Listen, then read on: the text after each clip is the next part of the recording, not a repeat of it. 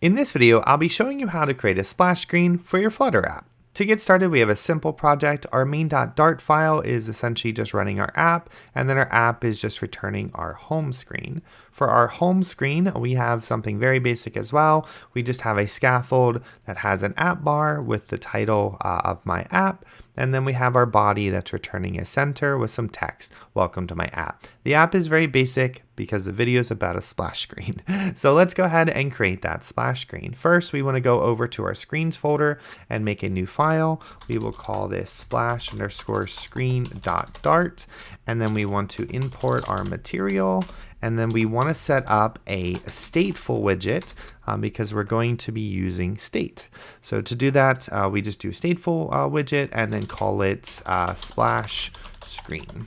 And then we can save this right now. And then we can go back to our main.dart file and we want to load up our splash screen instead of our home screen because we want to start with our splash screen. Great.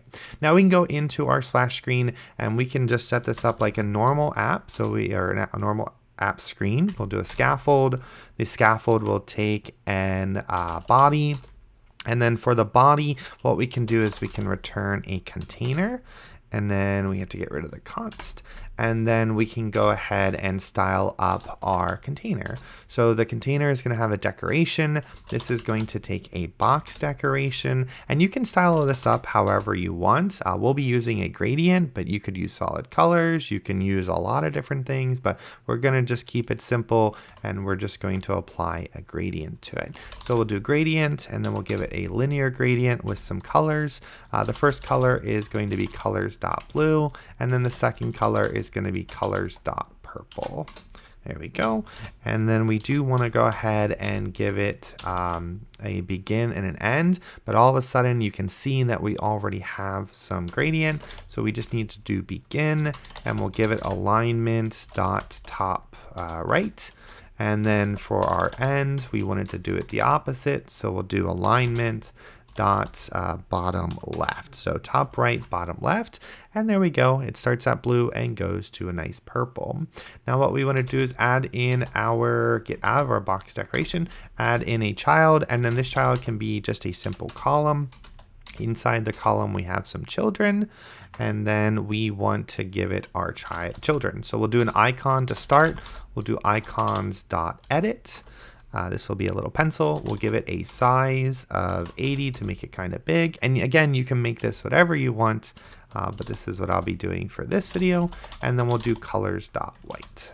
So we essentially have this, and then this is where our app breaks when we save it, and it's because we need to make sure that our container is going to take up the full size of our children. So since our children doesn't really have a size, since we're using our column, we just need to make sure we give the container a size, and to do that we can do width, and then we can just do double.infinity, which will make it do it as big as possible. Now that we have our icon, we can go ahead and add a sized box just to do some spacing. We'll do 20, and then what we want to do is add in some text, and then the text we can make it whatever we want. We're just going to call this Flutter Tips because that's what I'm making in this video, which I hope you enjoy. If you do, consider subscribing. And then we can give it a style of a text style. And then we just want to style it a little bit. So we can do font style. We'll make it italic. There we go. And then we can also do a color of colors.white. Again, you can style this however you want. I'm just showing you an example. And then we'll make the font size 32. Cool. And then if we save that, we obviously want our column to be in the center. So there we go. So this is going to be our splash screen. Now what we need to do is we need to make it work like a splash screen where it only shows for a couple seconds and then goes to our other page. To do this, we can come up to the top of our stateless widget.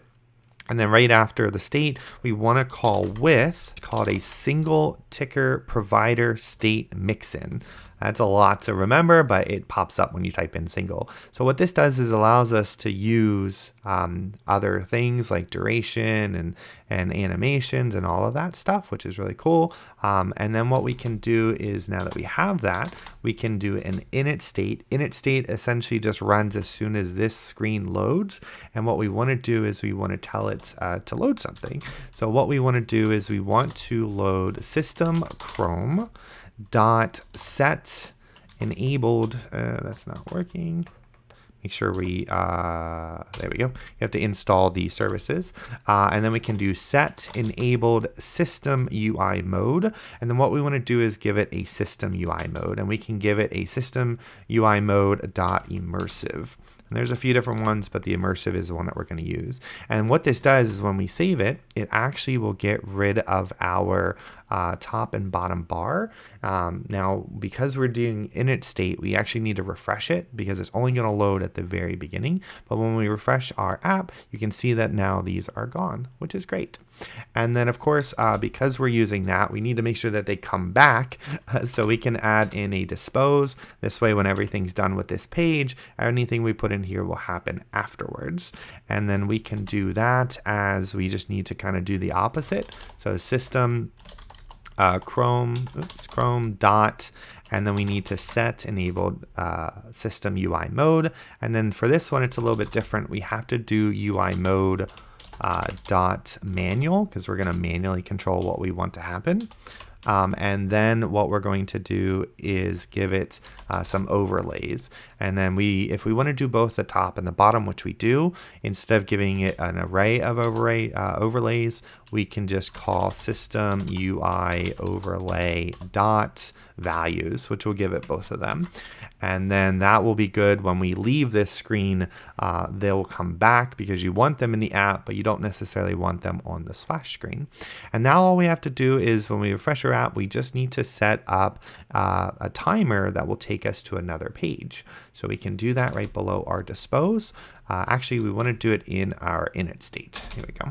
We want it to happen right away. We want it to start right away, counting down the time. So we'll do future dot delayed. This is going to delay it a certain amount of time. And then we can do duration. And then we just need to give it a duration. In this case, not days, but seconds. We will do 2 seconds. And then we just need to return a function of or a method of what we're going to do after those seconds are up. And this is very simple. What we wanted to do is we wanted to navigate to a different screen. So we can do navigator.push. Normally you would push stuff, which lets you go back, but we don't want to be able to go back. So we need to do navigator.of.context.push replacement.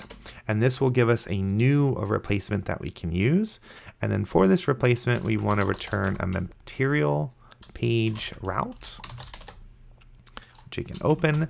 And then this material page route, so if I spell it right, is going to take a builder. We don't actually need to use the context in this scenario, so we can just give it an underscore, and then we will just call our home screen. So essentially, I know I went a little quick on that, and we need to make sure we add our commas. There we go. And this should be a comma. There we go. Mix those up. So essentially what it's saying is create a future and then delay that a certain amount of seconds. In this case, we're doing seconds too. When it's done, we wanted to navigate, use the navigator of our context, push a replacement, and then we're just going to use a material page route, which will allow us to go to our home screen. So when we refresh, what will happen is it's going to start. It's going to count 2 seconds, and it's just going to take us to your app. And again, you could customize this however you want. You can add animations here, which maybe we'll do in the future.